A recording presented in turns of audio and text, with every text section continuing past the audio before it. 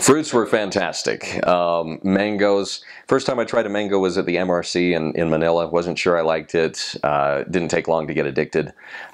In fact, the mission I served in was one of the highest producing mango missions in the Philippines. In fact, there's a small island between Panay and Negros called Guimaras, and it is an island of pretty much nothing but mango plantations. And some of the world's best mangoes come out of Guimaras. In fact, I heard they were ranked #2 in the world as far as quality, and they were absolutely fantastic. I couldn't get enough of them. So mangoes were really high on the list. Fresh pineapple, I learned how to carve them really well. It was decorative and useful and stuff, so that was kind of fun.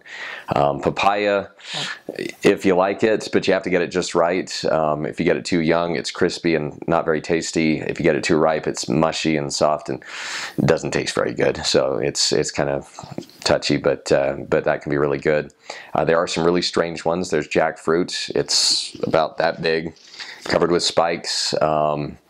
It's unique, different. I wasn't a huge fan, but some people really like it. There's star apples. If you cut them in half, you see the shape of a star. They're really sticky. They have a really sticky white juice that's kind of like the milkweed secretion. So it's different, but it's kind of sweet. There's so many different varieties, but I kind of stuck with the more mainstream ones: the mango, the pineapple, the papaya. Apples, they import apples from Japan. They don't really grow their own. Citrus fruit was kind of hard to come by, oranges and things like that. We didn't see a whole lot of that. Watermelons, you could find watermelons periodically.